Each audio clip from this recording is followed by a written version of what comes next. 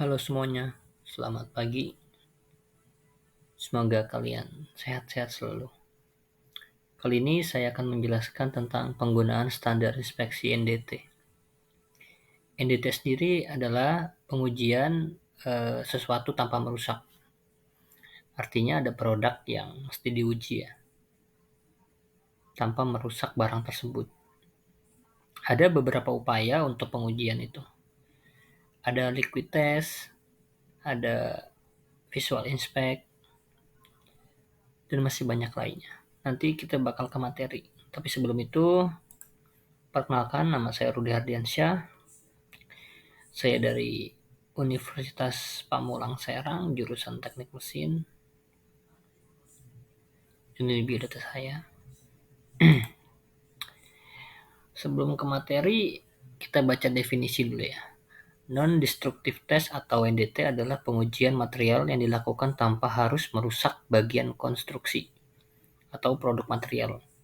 Objek yang diuji untuk mengetahui cacat, baik cacat luar maupun cacat dalam. Artinya di sini sebelum barang itu didistribusikan, selalu ada yang namanya uji kelayakan, uji kualitas, uji produksi. Sebelum diedarkan, semua barang pasti ada pengujiannya. Bisa dibilang dari 100% barang yang diuji nggak semuanya lolos ya. Ada 10% barang yang nggak lulus uji atau lebih. Oke, next. Hasil pemeriksaan produk mengenai jenis, cacat, bentuk, tempat yang diteliti, keadaan produk, dan lain-lainnya harus dicatat secara tepat. Dan langkah selanjutnya bagi produk yang lulus pemeriksaan, tingkat kualitasnya harus dicatat dan hasil pencatatan tersebut diberikan sebagai umpan balik pada bagian perencanaan.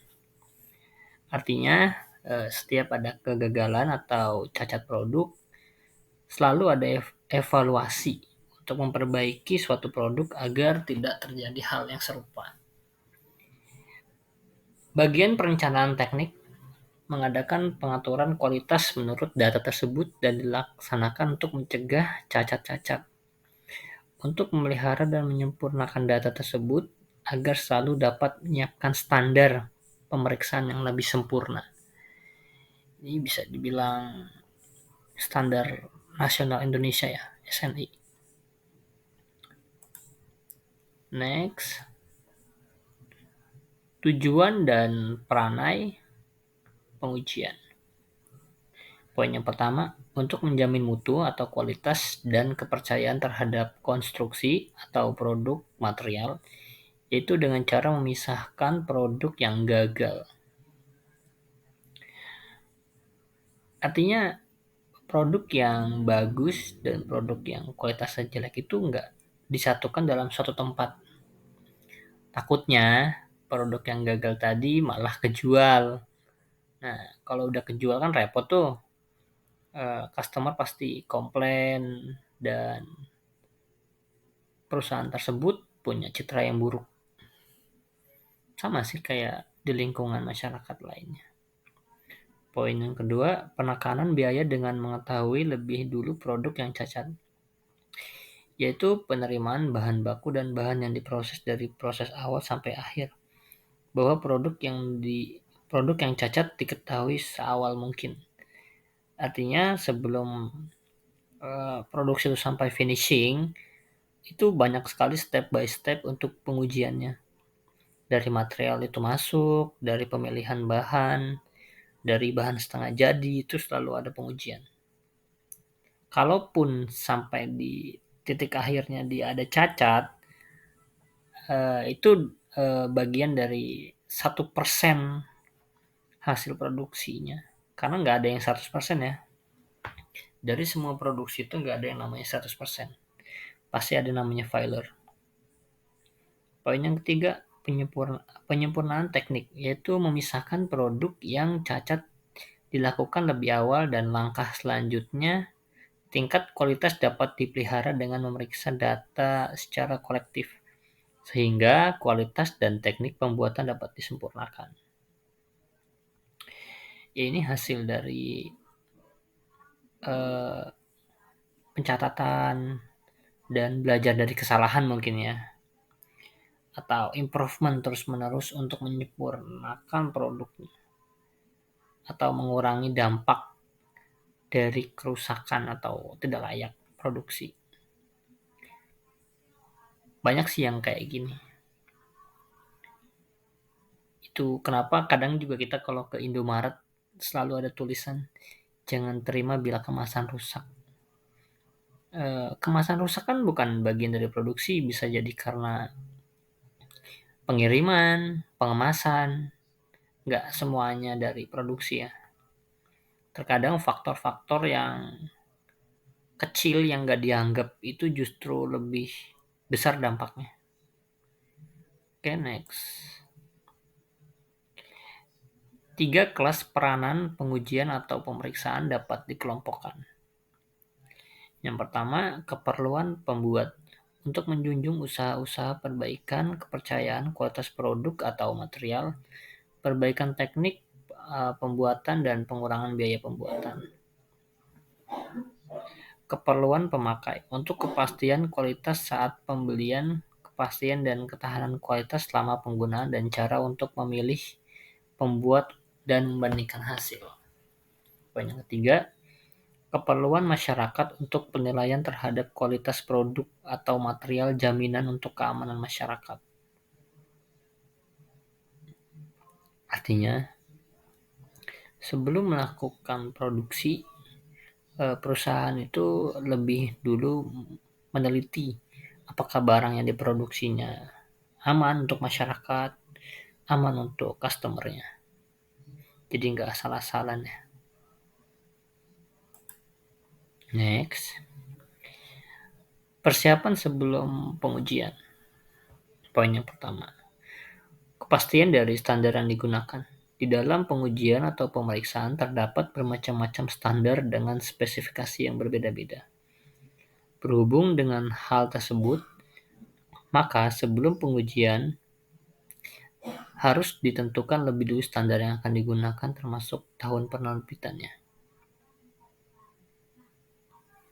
Poin yang kedua, kepastian tentang jadwal dan lingkungan pemeriksaan.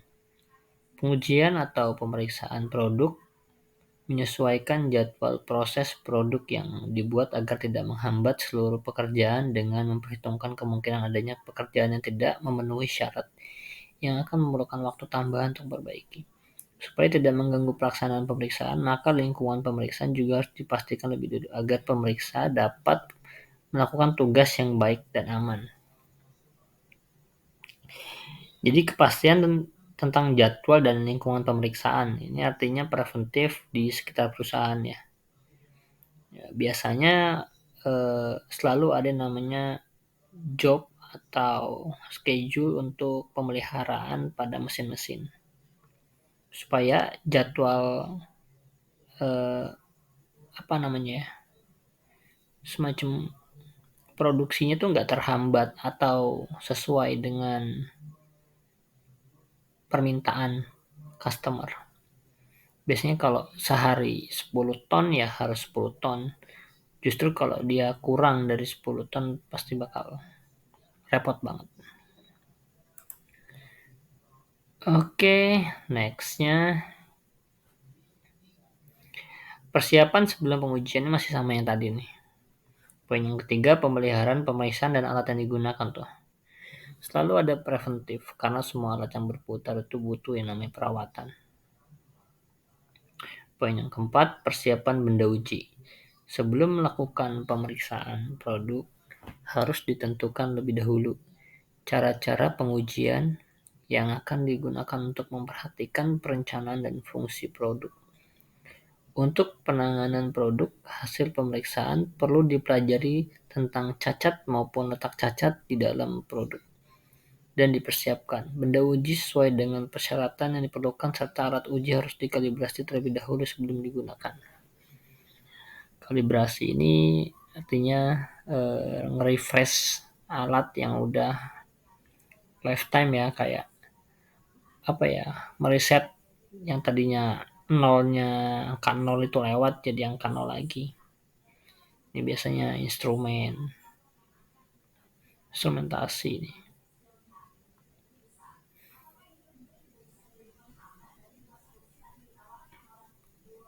Juga biasanya tuh jadwalnya bersamaan ya, tentang perawatan dan uji kelayakan itu sama sih.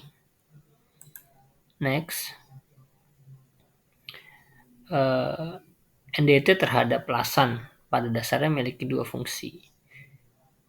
Pertama, quality control yang memonitor welder dan peralatan kualitas dan logam dasar yang dipergunakan. Dua, diterima atau diafkir suatu hasil lasan yang disesuaikan dengan fungsinya. Jadi pengujian tanpa merusak itu bisa dilihat dari pertama visual inspect ya. Monitor itu kan sama kayak visual. Kemudian cek peralatannya dan kualitas lasannya dari welder tersebut. Apakah sudah masuk atau sesuai kriteria atau belum. Biasanya kalau belum disuruh mengulang lagi sih. Dan yang terakhir pasti keputusan ada di ini ya, ada di ownernya mau nerima atau enggak, atau diafkir atau di ACC gitu sih. Tujuan utama inspeksi las melalui NDT adalah keberadaan diskontinuitas, sehingga diskontinuitas tersebut harus dideteksi, diidentifikasi, dicari lokasinya, ukurannya, dan orientasinya. Jadi las itu enggak cuman sederhana banget ya, tapi banyak step by stepnya. Crack, ada lasnya nggak nyambung, bolong, kurang kuat, kayak gitu sih. Masih banyak lagi sih tentang las kayak gini. Apalagi yang overhead, itu lumayan tuh. Oke, next. 5 metode NDT secara umum. Nah, ini poin utamanya nih. 5 metode NDT paling umum. Yang pertama visual, kedua penetran cair, yang ketiga magnetik, yang keempat ultrasonik, dan yang kelima X-ray.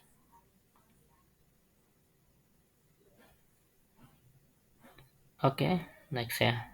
Yang mau dibaca-baca dulu nggak apa. Visual inspection. Salah satu metode yang sering digunakan di antara metode pengujian atau non-destruktif adalah inspeksi visual. Bisa disingkatnya FT ya. Dasar dari proses inspeksi visual adalah untuk memeriksa dengan mata manusia apakah suatu material memiliki kesalahan. Sebenarnya bukan kesalahan sih, tapi kekurangan ya harusnya.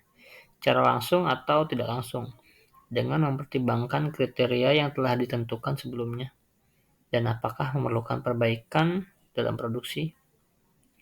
Di akhir proses, inspeksi visual diputuskan untuk menerima atau menolak, atau justru memperbaiki materialnya.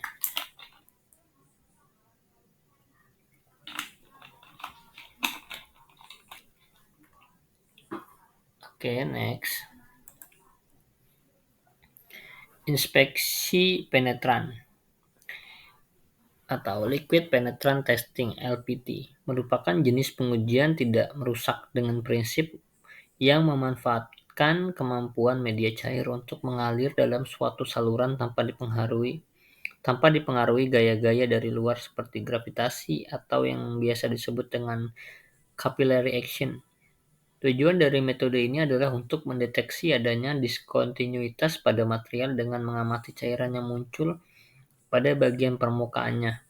LPT digunakan untuk mendeteksi diskontinuitas terbuka pada permukaan material dengan menggunakan cairan dengan tegangan permukaan rendah atau kemampuan pembasahan tinggi. Jadi untuk mengetahui atau pengujian tidak harus secara visual atau dengan cara yang dipukul, tapi bisa juga dilakukan dengan penetran atau dengan liquid.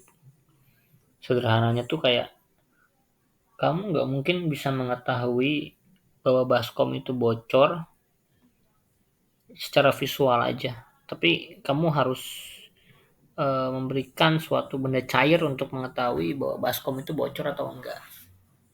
Sederhananya kayak gitu. Kadang kalau bocorannya itu eh, cuman serabut atau crack, kadang mata juga nggak begitu bisa melihat bocor atau enggak. Harus dicek dengan liquid atau cairan. Bisa juga dengan air, atau dengan yang paling bagus pakai ini. Kalau untuk ada gas udaranya pakai sabun untuk mengetahui dia bocor atau enggak. Makanya kan kalau bocor kan dia pasti ada gelembung-gelembungnya. Next, pengujian magnetic particle inspection atau MPI adalah pengujian yang dapat digunakan untuk mengecek adanya diskontinuitas pada material yang telah dilakukan proses pengelasan, pemanasan, atau machining, dan proses manufaktur lainnya. Proses pengujian ini menggunakan daya magnet yang diaplikasikan terhadap material dan proses interpretasi dilakukan berdasarkan bentuk partikel magnet yang dihasilkan dari proses magnetisasi. Pengujian magnetic particle ini mempunyai beberapa macam peralatan yang mengalirkan medan magnet, yaitu yoke, prod, coil, dan SN. Kelebihan magnetic particle test lebih portable dan cocok digunakan saat pengujian di lapangan. Yang kedua, relatif lebih mudah dan lebih murah. Pelatihan yang lebih murah dan cenderung tidak rumit. Peka terhadap retak pada permukaan yang sangat halus dan diskontinuitas yang dekat dengan permukaan pada logam baja. Minusnya, kalau pakai magnet ini cuma bisa dilakukan dengan carbon steel, dengan bahan-bahan steel. Kalau untuk bahan-bahan seperti FRP, baskom, plastik, rubber itu nggak bisa dites pakai magnetic particle. Kekurangannya itu sih. Jadi nggak semua bisa dilakukan pakai magnetic. Walaupun dia lebih bagus, lebih portable, lebih mudah, lebih murah yang pasti. Oke, next ya. Ultrasonic inspection atau UT. Pengujian ultrasonik atau UT adalah metode pengujian non-destruktif yang menggunakan gelombang suara untuk mendeteksi retakan dan cacat pada bagian dan material. Ini juga dapat digunakan untuk menentukan ketebalan material seperti mengukur ketebalan dinding pipa. Ultrasonik ini bagus sebenarnya, tapi cenderung mahal untuk alatnya sendiri. Karena dia pemancar dari gelombang suara. Semakin tebal semakin tebal dinding yang dicoba itu, maka pantulannya semakin lambat ya. Ultrasonic inspection. Okay, next. Radiografi atau X-ray inspection. Metode radiografi tes adalah salah satu metode NDT yang menggunakan sumber radiasi Pangian, sinar gamma, atau mesin sinar X untuk mengetahui cacat pada suatu material uji. Radiasi Pangian sinar gamma merupakan salah satu bentuk pemanfaatan radiasi yang ada pada zat radioaktif atau radioisotop. Jadi pengujiannya pakai X-ray dan lebih mahal dari ultrasonik harusnya. Tapi justru X-ray ini kalau ada alatnya lebih mempermudah untuk pengujian atau inspeksi. Karena teknologinya udah mulai maju dan lebih mudah untuk mengetahui segala halnya. Oke, setelah materi yang udah dibaca tadi, ada yang kurang kalau nggak latihan soal. Berikutnya, jelaskan apakah bisa MPI digunakan untuk mendeteksi cacat pada baja mangan. Oke, buat yang lagi lihat atau menyimak video ini, saya kasih waktu 2 menit untuk mencari jawaban dari soal ini. 2 menit ya, dimulai dari sekarang.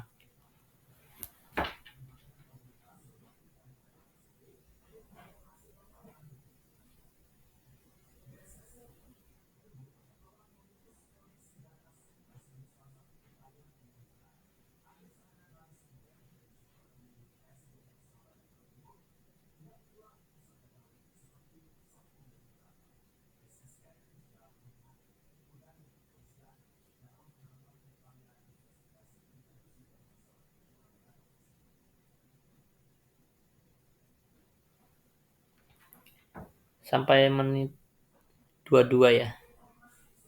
Karena kan cuma 2 menit.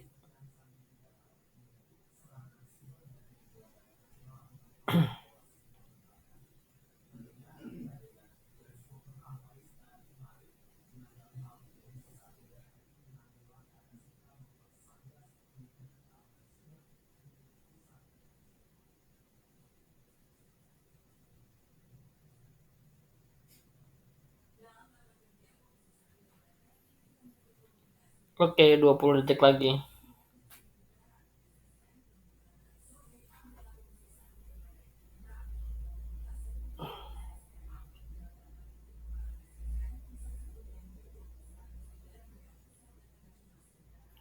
Oke, semuanya stop dan bisa lihat di sini kembali.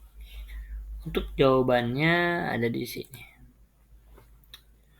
Dasar pemunculan cacat pada teknik MPI adalah melakukan magnetisasi pada BNK atau yang dapat dimagnetisasi atau bersifat ferromagnetik, dan cacat dideteksi melalui serbuk besi yang ditaburkan.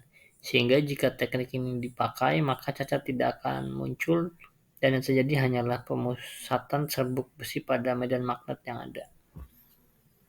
Jadi MPI itu bisa dilakukan dengan inspeksi menggunakan magnet yang di awal tadi. Dia murah, pakai serbuk besi, terus kita apa ya istilahnya? Kita pancing pakai magnet, dan kalau ada bocor serbuk besinya dia bakal keluar dari celah-celah bocoran itu. Harusnya ini gampang dipahamin ya. Oke, udah lumayan lama ini kita ngebahas NDT nih. Kesimpulannya, NDT atau non-destructive test atau pengujian tanpa merusak adalah teknologi yang sangat penting dalam memastikan keamanan konstruksi, material, atau aset suatu industri. Dengan menggunakan pengujian NDT, kita dapat mendeteksi kerusakan yang tidak terlihat oleh mata telanjang, menghindari kecelakaan yang tidak terduga tentu, memperpanjang umur bangunan, jelas, dan meningkatkan efisiensi dan efektivitas produksi. Oleh karena itu, penggunaan metode NDT menjadi penting dalam berbagai industri untuk memastikan keamanan suatu konstruksi material ataupun produk terjamin. Jadi kesimpulannya, dengan adanya NDT ini, masyarakat atau khususnya para pengusaha bisa lebih memaksimalkan lagi produksinya dan mengurangi banyak hal atau cacat dalam produksinya ya. Karena kita nggak pernah tahu mesin itu apakah powerful terus setiap harinya atau enggak. Makanya dilakukan pengujian ini setiap hari, setiap minggu, atau bahkan 1 bulan sekali. Tapi lebih maksimal 2 minggu sekali sih untuk pengujian NDT supaya hasilnya lebih bagus lagi. Oke, next. Sudah habis air mata ini. Tidak kenal, tidak tahu, tapi harus saya akhiri jumpa kita hari ini dengan sebuah kalimat terima kasih sudah mendengarkan. Untuk yang belum paham, kalian bisa baca-baca sendiri. Untuk materinya nggak dikasih referensi dari mana ya, karena ini sumbernya dari mana-mana, dari buku, dari internet, dari sosial media, bukan dari jurnal orang yang langsung ambil gitu aja, enggak. Ini diambil dari beberapa sumber dan enggak semuanya diambil, jadi tidak tidak dikuatkan untuk